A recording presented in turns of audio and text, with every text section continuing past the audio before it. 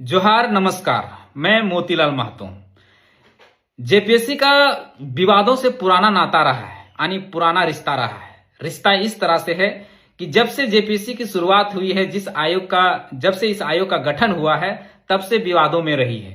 चाहे वो प्रथम जेपीएससी हो, द्वितीय जेपीएससी हो, तृतीय जेपीएससी हो, चतुर्थ जेपीएससी हो, पांचवी जेपीएससी हो, छठी जेपीएससी हो, सातवीं जेपीएससी हो, आठवीं जेपीएससी हो, नौवीं जेपीएससी हो, अभी तक 9। अगर कंटिन्यूसली कहा जाए तो 9, अगर गड्ढे में कहा जाए तो 14वां जेपीएससी। हर जेपीएससी किसी ना किसी विवाद में रहा है, चाहे वो भ्रष्टाचार को लेकर हो, पेपर लीक के मामला को लेकर हो, कट ऑफ मार्क्स को लेकर हो। हमेशा से ये जेपीएससी जो है, ये आयोग हमेशा से विवादों में रही है। और इस बार का विवाद इसने ये खड़ा कर दिया था कि सभी गड्ढे में मिलाकर ये 14वां जेपीएससी तक ले गए हैं। और इसका कट ऑफ डेट जो है कर दिए थे 2026।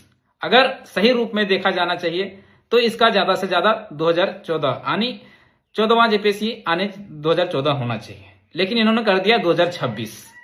2026 ना होता तो कम से कम 2015, 16, 17, 18 तक होना चाहिए था, लेकिन कर दिया 2026। जब 2026 कट ऑफ डेट कर दिया गया तो बहुत सारे छात्र हमारे डुमरी विधायक जी से मिले। और आप लोग जानते हैं कि हमारे विधायक जी जिन बातों को सदन में रखते हैं, जितने गंभीरता पूर्वक बातों को रखते हैं, जितने निष्पक्षता से बातों को रखते हैं, सरकार को संज्ञान लेनी पड़ जाती है। चाहे छात्रवृत्ति का मुद्दा उन्होंने उठाया, छात्रवृत्ति पर सरकार को संज्ञान लेना पड़ गया और छात्रवृत्ति छात्रों को बहुत जल्द मिलने जा रही है। दूसरी बात, प्रवासी मजदूरों का मुद्दा जो है विधायक जी ने गंभीरता से रखा, तो प्रवासी मजदूरों के हित के लिए उसमें कानून बनने जा रही है, नियमावली बनने जा रही है। पहले सत्र में, उस समय इसके पिछले सत्र में भी विधायक जी ने जो है विस्थापन पर अपनी बातें प्रमुखता से रखे थे। सरकार ने विस्थापन आयोग बनाने और उसका संचालन करने का जो प्रस्ताव है वो पारित किया। उसी क्रम में जब छात्र जेपीएससी का मुद्दा लेकर हमारे विधायक जी से मिले तो विधायक जी ने कहा कि इन बातों को हम सदन में रखेंगे। और विधायक जी ने बखूबी इन बातों को सदन में रखा कि अगर जेपीएससी का मामला है, अगर 9वीं जेपीएससी रेगुलर में चल रही है तो 9 जेपीएससी आनी हुए एक तरह से देखा जाए, लेकिन अगर गड्ढे में अगर देखा जाए, एक मुश्त देखा जाए तो 14वां जेपीएससी तक आप ले गए हैं। तो 14वां जेपीएससी में तो 14 वर्ष होना चाहिए, 2014 कट ऑफ होना चाहिए। पर चलिए नहीं हो, लेकिन 2018 तो कम से कम होना चाहिए। विधायक जी ने मांग किया कम से कम कट ऑफ डेट छात्रों को 2018 होना चाहिए।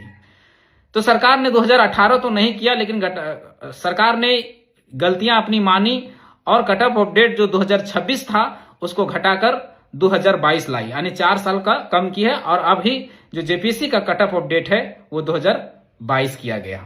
ये हमारे डुमरी विधायक जी का जो बात में सदन में जो बात रखे उसका प्रभाव था। उन्होंने अपनी बातों को निष्पक्षता से रखे, सदन में उठाए, और जिस कारण से कट ऑफ डेट जो है 4 साल नीचे गया। नहीं तो ये सरकार कट ऑफ डेट 2026 ले गई थी। सोचने वाला विषय है, आपके पास 14 जेपीएससी हैं और आप कट ऑफ डेट 2026 ले जा रहे हैं, किस हिसाब से ले जा रहे हैं? सोचने वाला विषय है। आप तो जब कोरोना काल का टाइम था, जब आपके 3 साल जब कोरोना काल में गुजरे तो आप बहुत रोने लगे कि हमारी जो सरकार का जो 3 साल है वो कोरोना में चले गए, जिसके कारण हम विकास नहीं कर पाए, ये चीजें नहीं कर पाए, वो चीजें नहीं कर पाए। तो क्या छात्रों का जो समय है वो नहीं गया है? छात्रों का भी समय गया है, छात्रों का भी समय खराब हुआ है, छात्रों का भी समय बर्बाद हुआ है। इसलिए सरकार से ये हम कहना चाहते हैं कि जेपीएससी की जितनी भी परीक्षाएं हो, कम से कम हर चीज में 5 साल का छूट मिले, 5 साल का एज रिलैक्सेशन मिले, 5 साल का आयु सीमा में छूट मिले। साथ ही साथ झारखंड कर्मचारी चयन आयोग यानी जेएसएससी की भी जितनी परीक्षाएं हो, जितनी भी परीक्षाएं, उसमें छात्रों को कम से कम एज रिलैक्सेशन के तौर पर 5 साल का छूट मिलना चाहिए।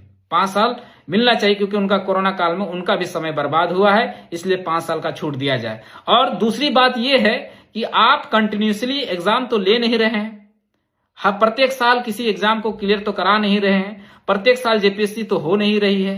तो जब प्रत्येक साल ना तो आपका जेएसएससी का कोई एग्जाम हो पा रहा है, ना जेपीएससी का प्रत्येक साल कोई एग्जाम हो पा रहा है, तो उस हिसाब से भी तो छात्रों को 5 साल का एज रिलैक्सेशन की जो छूट है वो मिलनी चाहिए थी, पर आपने नहीं दिया।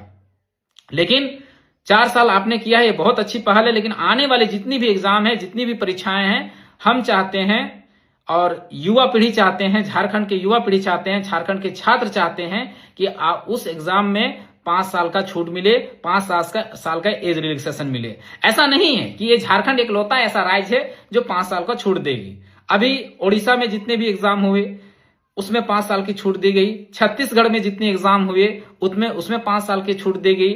तो जो एग्जाम क्लियर, जो एग्जाम रेगुलर नहीं हो रहे हैं, जो एग्जाम निरंतर नहीं हो रहे हैं, उसमें छात्रों को 5 साल का छूट दिया जाए, क्योंकि अन्य स्टेट भी दे रहे हैं, अन्य राज्य भी दे रहे हैं, वो चीजों को समझ रहे हैं। तो कम से कम अपनी नीति नहीं तो कम से कम पीछे जो राज्य हैं उसका राज्य जो आपके साथ अलग हुए हैं, छत्तीसगढ़ को तो कम से कम देख के सीखिए कुछ।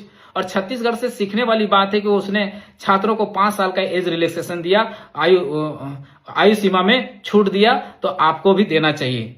और झारखंड में मिलना ही चाहिए छात्रों को, क्यों नहीं मिलना चाहिए। झारखंड तो एक ऐसा ही कोई एग्जाम जो है निरंतर एक तो होती नहीं है, इसलिए छात्रों को 5 साल का छूट दिया जाए, यही हम चाहते हैं। और बहुत बहुत धन्यवाद डुमरी विधायक जी को कि उन्होंने छात्रों के मुद्दे को प्रमुखता से सदन में रखा। धन्यवाद।